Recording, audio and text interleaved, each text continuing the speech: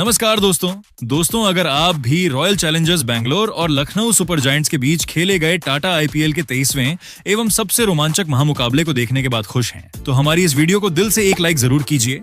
आज हमारी इस वीडियो का लाइक टारगेट सिर्फ 400 लाइक है, तो दिल से लाइक करना नहीं भूलिए दोस्तों। आईपीएल के 23वें एवं सबसे रोमांचक सांसों को रोक देने वाला महामुकाबला आज टाटा आईपीएल के इतिहास की दो सबसे खतरनाक टीमों के बीच खेला गया, जहां पर आज रजत पाटीदार की कप्तानी वाली रॉयल चैलेंजर्स बैंगलोर के सामने रौशभ पंत की कप्तानी वाली लखनऊ सुपर जायंट्स की team M Chinnaswamy stadium Bengaluru के होम ग्राउंड पर मौजूद थी। जैसे ही रॉयल चैलेंजर्स बैंगलोर के कप्तान रजत पाटीदार ने टॉस जीता और बड़े ही कूल अंदाज में पहले गेंदबाजी चुन ली, वैसे ही स्टेडियम में बैठी रेड एंड गोल्ड आर्मी ऐसे चिल्लाई जैसे फ्री में वाईफाई मिल गया हो। पाटीदार भाई को पूरा पता था कि ये चिन्नास्वामी की पिच है, यहाँ ओस भी आती है और बाउंड्री भी इतनी छोटी है कि बल्लेबाजों को लगता है गली क्रिकेट खेल रहे हैं। लखनऊ की तरफ से मैदान में उतरे मिचेल मार्श और एडन मार्कराम दोनों ऐसे आ रहे थे जैसे आज आरसीबी के गेंदबाजों की छुट्टी करने का प्लान बनाकर आए हों, लेकिन सामने थे स्विंग के जादूगर भुवनेश्वर कुमार, जो नई गेंद लेकर ऐसे खड़े थे जैसे कह रहे हों, आज मजा आएगा बेटा। दूसरी ही गेंद पर भुवी ने ऐसी आउटस्विंगर डाली कि मार्श भाई का बल्ला बोला, भाई मैं तो गया, किनारा लगा। स्लिप में खड़े देवदत्त पडिक्कल ने डाइव लगाई, लेकिन गेंद ने कहा ना भाई, मैं तो बाउंड्री ही जाऊंगी, और 4 रन ले आई। मार्श ने सोचा चलो किस्मत भी आज साथ है। फिर तीसरे ओवर में भुवी ने अपनी फेमस नकल बॉल निकाल ली, लेकिन इस बार लंबाई थोड़ी गड़बड़ा गई। अब सामने अगर मिचेल मार्श हो तो छोटी गेंद देना मतलब खुद की बैंड बजवाना। मार्श ने ऐसा जोरदार छक्का ठोका कि गेंद सीधे छत पर जा गिरी। अंपायर बोले भाई नई गेंद मंगाओ, ये तो घूमने निकल गई। अब मैच थोड़ा आरसीबी के हाथ से फिसलता दिख रहा था। तभी एंट्री हुई युवा रसिक सलामदार की।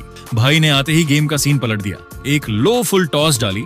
एडन मार्कराम ने सोचा ये तो गिफ्ट है, लेकिन गिफ्ट खोलते ही अंदर से विकेट निकल आया। गेंद हवा में गई और इस बार देवदत्त पडिक्कल ने कैच पकड़कर कहा पहले वाला मिस था, ये वाला पक्का है। मार्करम आउट और अब मैदान में आए निकोलस पूरन, जिनसे आरसीबी के फैंस को डर लगना शुरू हो गया था। लेकिन कप्तान पाटीदार ने तुरंत जोश हेजलवुड को बुलाया, जैसे बॉस ने अपने सबसे खतरनाक बॉडीगार्ड को बुला लिया हो। हेजलवुड ने आते ही ऐसी टाइट गेंदबाजी शुरू की कि बल्लेबाजों को समझ ही नहीं आया क्या करें। फिर एक गेंद आई, पूरन ने पुल मारने की कोशिश की, लेकिन गेंद बोली मैं तो स्टंप ही ले जाऊंगी, और मिडिल स्टंप उखाड़ दिया। पूरन भाई 1 रन बनाकर ऐसे लौटे जैसे एग्जाम में बिना पढ़े गए हों, और बस 6.1 ओवर में लखनऊ का स्कोर 45/2। और हालत ऐसी कि टीम सोच रही थी ये मैच है या सर्वाइवल टेस्ट। पूरे स्टेडियम में सन्नाटा था, जिसे तोड़ने की जिम्मेदारी अब युवा आयुष बदोनी के कंधों पर थी। बदोनी ने मैदान पर आते ही हेजलवुड की अगली गेंद पर एक नजाकत भरा और कड़क चौका झड़कर यह संदेश दे दिया कि लखनऊ अब भी हार मानने वाली नहीं है। यहाँ से बदौनी और मार्श के बीच एक महत्वपूर्ण साझेदारी की नींव पड़नी शुरू हुई, जिसने लखनऊ की लड़खड़ाती पारी को थोड़ा सहारा दिया। चिन्नास्वामी स्टेडियम की वह दोपहर अब उस मोड़ पर पहुंच चुकी थी जहां मैच की किस्मत का फैसला अक्सर स्पिनरों की उंगलियों से तय होता है। जैसे ही पावर प्ले समाप्त हुआ, आरसीबी के कप्तान ने गेंद अपने अनुभवी फिरकी जादूगरों कृणाल पांड्या और सूर्य शर्मा के हाथों में सौंप दी। इन दोनों ने मिलकर लखनऊ की पारी के चारों ओर अपनी फिरकी का ऐसा अभेद्य और जटिल जाल बुना कि बल्लेबाजों के लिए एक एक रन बनाना दुभ हो गया। मैदान का शोर अब आरसीबी के गेंदबाजों के पक्ष में गर्जना कर रहा था। एम चिन्नास्वामी स्टेडियम की वह शाम अपनी पूरी रंगत में थी और बेंगलुरु का शोर जैसे बादलों को चीर रहा था। पारी का 8वां ओवर जब शुरू हुआ तो मैदान पर मौजूद हर शख्स को महसूस हो गया कि यह ओवर किसी सस्पेंस और एक्शन से भरी ब्लॉकबस्टर फिल्म के उतार चढ़ाव जैसा होने वाला है। एक तरफ थे अपनी फिरकी से दिग्गजों को नचाने वाले अनुभवी कृणाल पांड्या, तो दूसरी तरफ थे प्रचंड फॉर्म में चल रहे और गेंद को खिलौना समझने वाले अबाइससन मिचेल मार्श। मार्श ने कृणाल की पहली ही कुछ गेंदों पर अपना खूंखार और आक्रामक रुख अपना लिया। उन्होंने एक ही जगह खड़े होकर गेंद को लॉन्ग ऑन के ऊपर से एक भीमकाय फ्लैट जड़ा और अगली ही गेंद पर एक्स्ट्रा कवर की दिशा में एक करारा और गोली की रफ्तार वाला चौका निकालकर आरसीबी के खेमे में हलचल और खलबली मचा दी। स्टेडियम के एक हिस्से में आरसीबी के प्रशंसकों के बीच सन्नाटा छाने लगा था, क्योंकि मार्श अकेले दम पर लखनऊ को रेस में आगे ले जा रहे थे। लेकिन कृणाल पांड्या जैसे मंझे हुए खिलाड़ी इतनी आसानी से हार मानने वालों में से नहीं थे। उन्होंने अपने चेहरे पर कोई शिकन नहीं आने दी और अपनी लाइन लेंथ में बहुत ही सूक्ष्म लगभग अदृश्य बदलाव किया। उन्होंने गति को थोड़ा कम किया और ऐसी शानदार वापसी की कि मार्श जैसे पावर हिटर को हाथ खोलने का अगला कोई भी मौका नहीं मिला। मैच की असली तबाही और इस पूरे मुकाबले का सबसे बड़ा निर्णायक मोड़ 10वें ओवर की 5वीं गेंद पर देखने को मिला। कृणाल पांड्या ने यहाँ अपनी सर्वश्रेष्ठ रणनीतिक चाल चली। उन्होंने अपनी पिछली कुछ गेंदों के विपरीत एक बहुत ही सटीक और तेज क्विकर डिलीवरी डाली। गेंद हवा को चीरते हुए बिजली की गति से अंदर की ओर आई। मिचेल मार्श 40 रन, जो अब तक चिन्हास्वामी की पिच पर बड़ी ही सहजता और बेखौफ अंदाज में बल्लेबाजी कर रहे थे, इस बार गेंद की अप्रत्याशित रफ्तार और कोण से पूरी तरह चकमा खा गए। गेंद ने उनके बल्ले का अंदरूनी किनारा लिया और पलक झपकते ही सीधे मिडिल स्टंप में जा घुसी। मार्श का आउट होना लखनऊ सुपर जॉयंट्स के लिए किसी भयानक वज्रपात से कम नहीं था, क्योंकि वे एक ऐसी लय में थे जहां से मैच आरसीबी के हाथ से फिसलता हुआ दिख रहा था। जैसे ही गिल्लियां बिखरी, लखनऊ के डगआउट में मातम भरा सन्नाटा पसर गया और आरसीबी का खेमा खुशी से झूम उठा। लेकिन दोस्तों, चिन्नास्वामी का ड्रामा और कृणाल पांड्या का जादू अभी खत्म नहीं हुआ था। 12वें ओवर की दूसरी गेंद पर कृणाल ने एक बार फिर साबित कर दिया कि क्यों उन्हें आईपीएल का एक चतुर खिलाड़ी माना जाता है। उन्होंने अब्दुल समद शून्य को अपनी जाल में फंसाने के लिए एक धीमी और ऊंची फ्लाइटेड गेंद डाली। समद इस गेंद के टर्न और गति के परिवर्तन को बिल्कुल भी समझ नहीं पाए। वे एक बड़ा शॉट खेलने की फिराक में थे, लेकिन गेंद ने उनके बल्ले का ऊपरी हिस्सा लिया और कवर की दिशा में एक कमजोर हवा में तैरता हुआ शॉट खेल बैठे। वहां आरसीबी के कप्तान रजत पाटीदार मुस्तैद खड़े थे, जिन्होंने बिना किसी गलती के एक आसान सा कैच लपक लिया। इसी के साथ कृणाल पांड्या ने आईपीएल इतिहास में अपने एक 100 विकेट पूरे करने का गौरव हासिल किया। ये उनके व्यक्तिगत करियर का एक ऐतिहासिक और भावुक पल था। पूरी आरसीबी की टीम ने मैदान के बीचों बीच उन्हें घेर लिया और इस महान उपलब्धि का जमकर जश्न मनाया। जब 12 ओवरों का खेल समाप्त हुआ तो चिन्नास्वामी का विशाल स्कोरबोर्ड लखनऊ की संघर्षपूर्ण और चुनौतीपूर्ण स्थिति की गवाही दे रहा था। टीम का स्कोर मात्र 90/4 तक ही पहुंच सका था और रन रेट पर आरसीबी के गेंदबाजों का पूरा और कड़ा नियंत्रण था। अब क्रीज पर युवा सनसनी आयुष बधोनी 29 और नए बल्लेबाज मुकुल चौधरी 5 की जोड़ी मौजूद थी। इन दोनों के नाजुक कंधों पर अब अपनी टीम को इस मुश्किल और गहरे भंवर से सुरक्षित निकालने की एक भारी जिम्मेदारी थी। मुकुल चौधरी ने अपनी पारी की शुरुआत जिस अंदाज में की, उसने सबको प्रभावित किया। उन्होंने कृणाल पांड्या की एक गेंद पर बहुत ही दिलेरी दिखाते हुए एक छी और कलात्मक लैप शॉट खेला, जिससे गेंद लेग साइड की बाउंड्री को चूमती हुई 4 रनों के लिए चली गई। उन्होंने अपना खाता इस शानदार चौके के साथ खोला। दूसरे छोर पर मिस्ट्री स्पिनर सुयश शर्मा ने भी अपनी किफायती और रहस्यमयी गेंदबाजी से लखनऊ के बल्लेबाजों को जैसे जंजीरों में बांध रखा था। उनकी हर गेंद एक नई पहेली की तरह थी। हालांकि आयुष बदोनी ने हार मानने के बजाय संघर्ष का रास्ता चुना। उन्होंने सुयश के खिलाफ अपने कदमों का बेहतरीन इस्तेमाल करते हुए क्रीज से बाहर निकलकर बैक टू बैक 2 शानदार और कड़क चौके जड़े।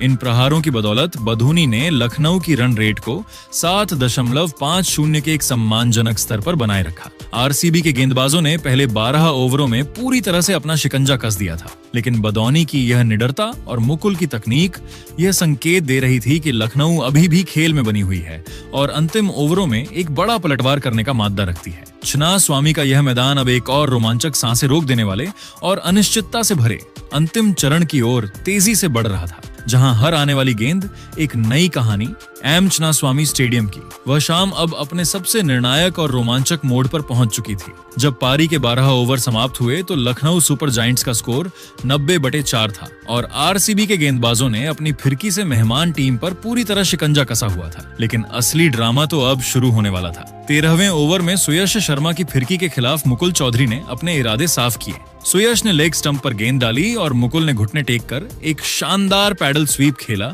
जो कीपर को छकाते हुए सीधे फाइन लेग बाउंड्री के पार 4 रनों के लिए चली गई। मुकुल आज अपनी तकनीक और ताकत का बेजोड़ संतुलन दिखा रहे थे। चिन्नास्वामी स्टेडियम की उमस भरी शाम अब अपने सबसे रोमांचक और निर्णायक पड़ाव की ओर बढ़ रही थी। जैसे ही पारी का 14वां ओवर शुरू हुआ, आरसीबी के कप्तान रजत पाटीदार ने अपनी रणनीति बदलते हुए गेंद अपने सबसे अनुभवी स्पिनर कृणाल पांड्या के हाथों में सौंप दी। पाटीदार को उम्मीद थी कि कृणाल अपनी फिरकी से रनों की रफ्तार पर लगाम लगाएंगे, लेकिन युवा मुकुल चौधरी आज किसी और ही इरादे से मैदान पर उतरे थे। कृणाल ने जैसे ही मिडिल स्टंप पर गेंद को थोड़ा हवा में तैरता हुआ फ्लाइटेड छोड़ा, मुकुल ने पलक झपकते ही क्रीज से बाहर निकलकर अपनी कलाइयों के जबरदस्त जादू का इस्तेमाल किया और गेंद को मिड विकेट बाउंड्री के ऊपर से एक भीमकाय और गगनचुंबी के लिए विदा कर दिया।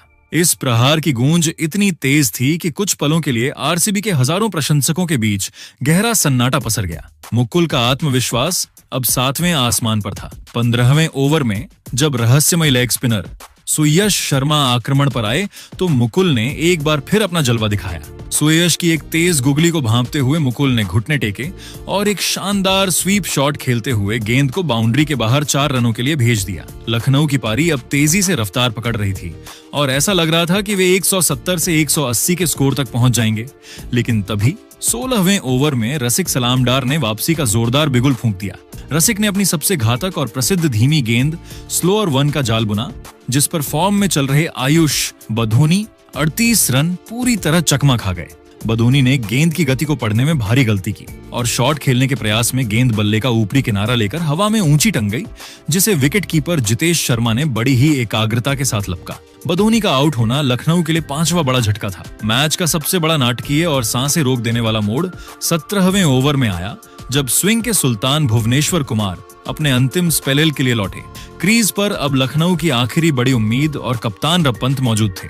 भुवी ने अपनी पहली ही गेंद पर एक सटीक वाइड यॉर्कर डाली, जिसे पंत ने थर्ड मैन की ओर स्लाइस करने की कोशिश की, लेकिन शॉर्ट थर्ड मैन पर खड़े सुयश शर्मा ने अपनी बाईं ओर डाइव लगाने के बावजूद एक बेहद आसान सा कैच टपका दिया। पूरा स्टेडियम अबाक रह गया, लेकिन भुवी ने हिम्मत नहीं हारी। इसी ओवर की 5वीं गेंद पर उन्होंने एक चतुर लो फुल टॉस डाली, जिस पर पंत ने अपनी कलाइयों के प्रचंड जोर से मिड विकेट के ऊपर से एक शक्तिशाली शॉट खेला। गेंद हवा में तेजी से सीमा रेखा की ओर जा रही थी, लेकिन वहां बाउंड्री पर मुस्तैद फील्ड साल्ट ने चीते जैसी फुर्ती दिखाते हुए आगे की ओर लंबी डाइव लगाई और एक अविश्वसनीय हैरतअंगेज कैच लपक कर ऋषभ पंत एक के तूफान को शांत कर दिया। पूरा चना स्वामी स्टेडियम आरसीबी के नारों से कांप उठा। यहाँ से लखनऊ की पारी पूरी तरह से ताश के पत्तों की तरह चरमरा गई। 18वें ओवर में दुनिया के सबसे सटीक गेंदबाजों में से एक जोश हेजलवुड ने अपनी शॉर्ट गेंदों से बल्लेबाजों को बैकफुट पर धकेला। हालांकि जॉर्ज लिंडे ने उनकी एक गेंद पर एक बहुत ही चीखी और कलात्मक स्कूप शॉट के जरिए चौका बटोरकर अपनी टीम को थोड़ा सहारा दिया,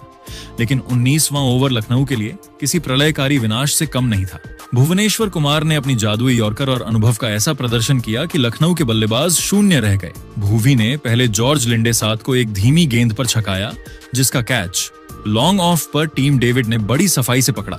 अगली ही गेंद पर भुवी ने भारत के दिग्गज तेज गेंदबाज मोहम्मद शमी को एक ऐसी सटीक और तेज यॉर्कर डाली कि शमी का डिफेंस पूरी तरह ध्वस्त हो गया और गेंद मिडिल स्टंप को उखाड़कर दूर ले गई। भुवी अब हैट्रिक पर थे और लखनऊ की टीम 8 विकेट गंवाकर संघर्ष कर रही थी। पारी का अंतिम ओवर एक बार फिर रसिक सलामडार लेकर आए। मुकुल चौधरी ने पहली ही गेंद पर रसिक की गति को भांपा और उसे लॉन्ग ऑन के ऊपर से एक विशाल और गगनचुंबी झड़कर दर्शकों का मनोरंजन किया, लेकिन रसिक ने अगली ही गेंद पर वह वापसी की, जिसने लखनऊ की उम्मीदों को मिट्टी में मिला दिया। उन्होंने एक आग उगलती सटीक यॉर्कर डाली, जिसने मुकुल चौधरी 39 के स्टंप्स बिखेर दिए और उनके जुझारू संघर्ष का अंत किया। ओवर की अंतिम गेंद पर रसिक ने आवेश खान को भी इसी अंदाज में बोल्ड कर लखनऊ की पूरी पारी को मात्र 146 रनों के स्कोर पर समेट दिया। लखनऊ सुपर जॉइंट्स ने अपने आखिरी 8 ओवरों में मात्र 56 रन जोड़कर अपने 6 बेशकीमती विकेट गंवा दी।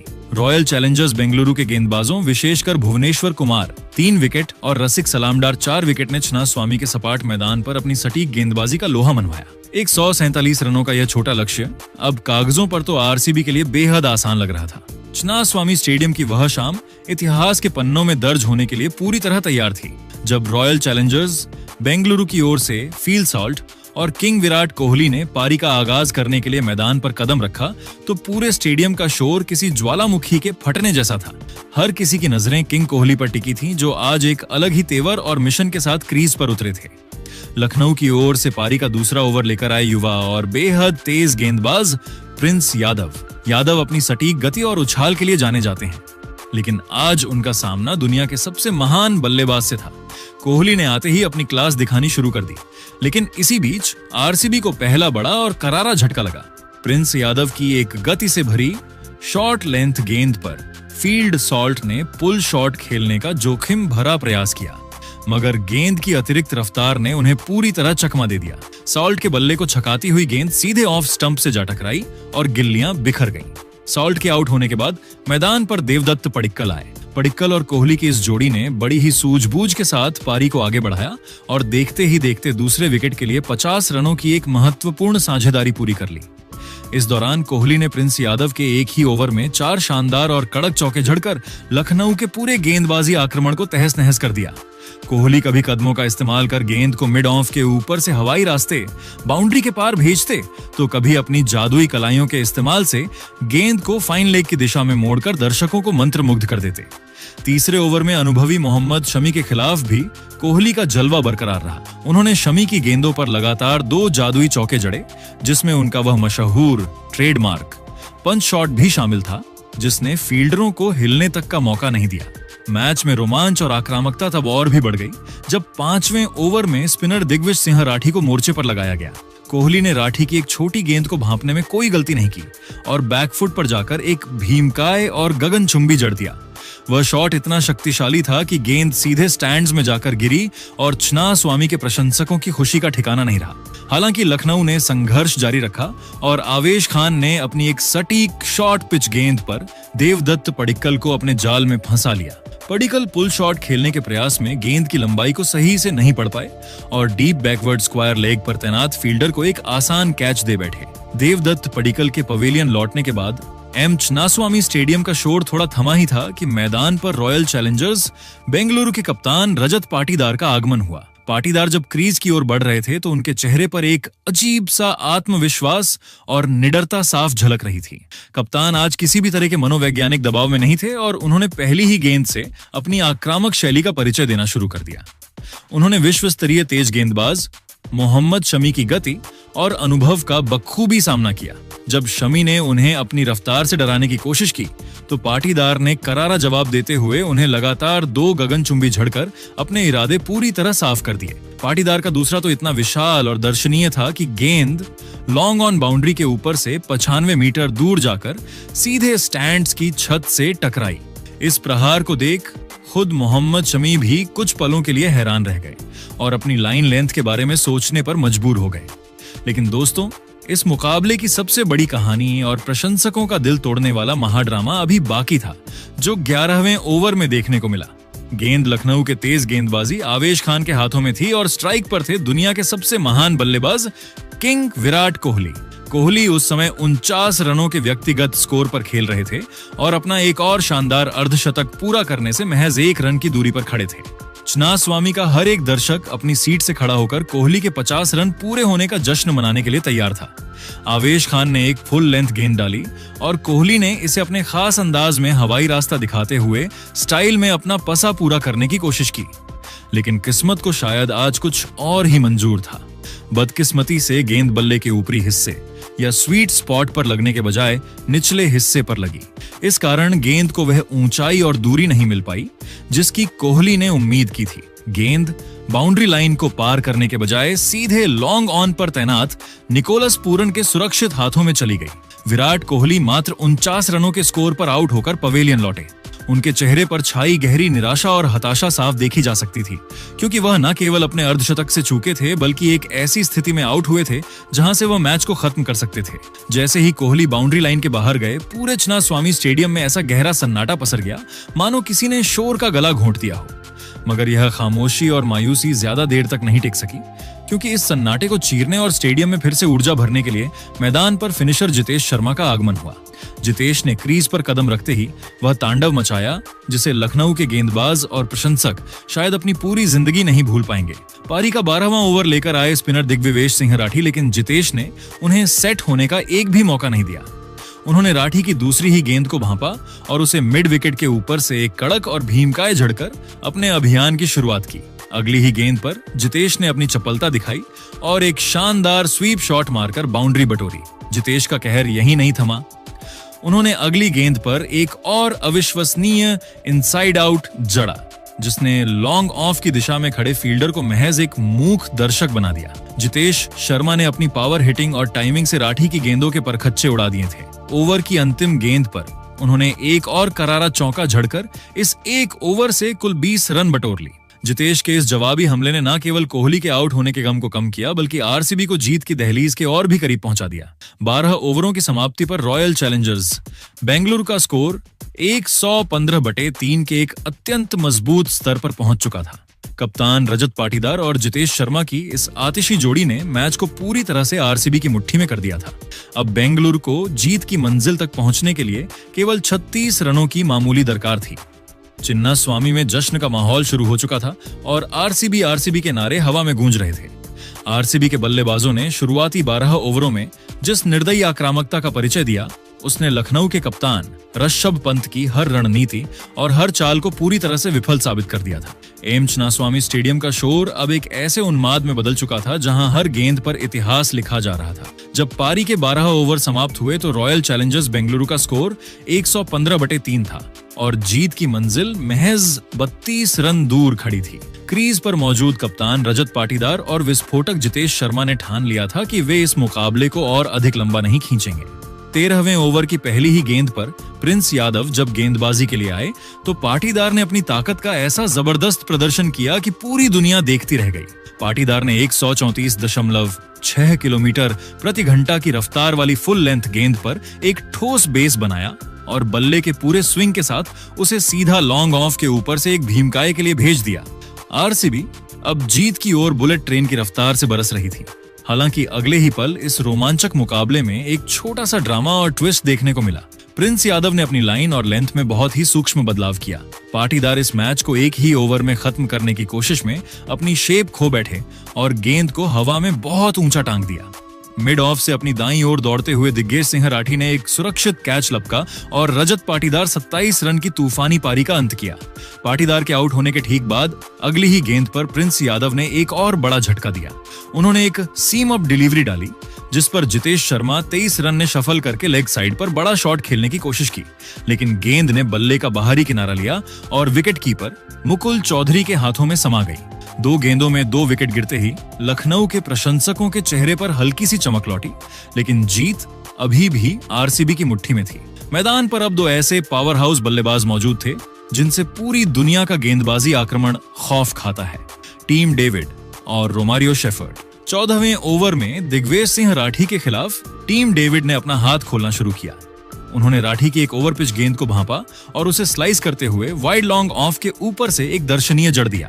इसी ओवर की 5वीं गेंद पर मैच का सबसे अजीबोगरीब वाकया हुआ। डेविड ने एक शॉट हवा में खेला। अब्दुल समद ने दौड़कर एक शानदार कैच लपका, लेकिन गेंद को साथी फील्डर एडन मार्करम की ओर फेंकने के प्रयास में उन्होंने गेंद को मार्करम के सिर के ऊपर से बाउंड्री की ओर उछाल दिया। लखनऊ की खराब फील्डिंग ने आरसीबी को 2 जीवनदान रूपी रन दे दिए। अगली ही गेंद पर डेविड ने पॉइंट के बीच से एक करारा चौका जड़कर लखनऊ के घावों पर नमक छिड़क दिया। अब मुकाबला अपने अंतिम औपचारिक क्षणों की ओर बरच रहा था। 15वें ओवर में लखनऊ के मुख्य गेंदबाज आवेश खान आक्रमण पर थे। रोमारियो शेफर्ड ने आवेश की पेस ऑफ यानी धीमी गेंद को बहुत ही चतुराई से पढ़ा और अपनी पूरी शारीरिक शक्ति का इस्तेमाल करते हुए गेंद को लॉन्ग ऑन बाउंड्री के मीलों पार एक राक्षसी के लिए विदा कर दिया। इस प्रहार ने जीत की दूरी को महज 4 रनों तक समेट दिया था। पूरा स्टेडियम अब अपनी सांसें थामकर जीत के उस आखिरी शॉट का इंतजार कर रहा था जो बेंगलुरु की रात को रोशन करने वाला था। पारी का 16वां ओवर लेकर आए जॉर्ज लिंडे। आरसीबी को जीत के लिए केवल एक बाउंड्री की जरूरत थी। रोमारियो शेफर्ड ने लिंडे की पहली ही गेंद पर अपनी क्लास दिखाई और गेंद को स्क्वायर ऑफ द विकेट की दिशा में बड़ी ही खूबसूरती से चौके के लिए भेज दिया। जैसे ही गेंद सीमा रेखा के पार गई, पूरा चिन्नास्वामी स्टेडियम एक नीले और लाल समंदर की तरह झूम उठा। रॉयल चैलेंजर्स बेंगलुरु ने यह मुकाबला 5 विकेट से अपने नाम कर लिया। रोमारियो शेफर्ड 14 नाबाद और टीम डेविड 14 नाबाद लौटे, जिन्होंने सुनिश्चित किया कि आरसीबी के प्रशंसकों को आज की रात जश्न मनाने का पूरा मौका मिले। इस महामुकाबले की सबसे बड़ी विशेषता आरसीबी का सामूहिक प्रदर्शन रहा, जहां गेंदबाजी में रसिक सलामडार 4 विकेट और भुवनेश्वर कुमार ने लखनऊ को 146 रनों पर रोका। वहीं बल्लेबाजी में विराट कोहली की 49 रनों की क्लासिक पारी और अंत में जितेश शर्मा और पाटीदार के आक्रामक तेवरों ने जीत को आसान बना दिया। लखनऊ के लिए आवेश खान 2 विकेट और प्रिंस यादव ने कुछ संघर्ष जरूर किया, लेकिन आरसीबी के पावर हिटर्स के सामने उनकी हर रणनीति विफल साबित हुई। चिन्नास्वामी की यह रात बेंगलुरु के प्रशंसकों के लिए हमेशा यादगार रहेगी, क्योंकि उनकी टीम ने न केवल मुकाबला जीता बल्कि आईपीएल 2026 के पॉइंट्स टेबल में अपनी धाक भी जमा दी है। लेकिन दोस्तों, आपको क्या लगता है आईपीएल 2026 की ट्रॉफी कौन सी टीम अपने नाम करेगी? अपनी राय नीचे कमेंट बॉक्स में जरूर दीजिएगा और ऐसी ही नई नई वीडियो के लिए हमारे चैनल को सब्सक्राइब जरूर कीजिएगा। धन्यवाद।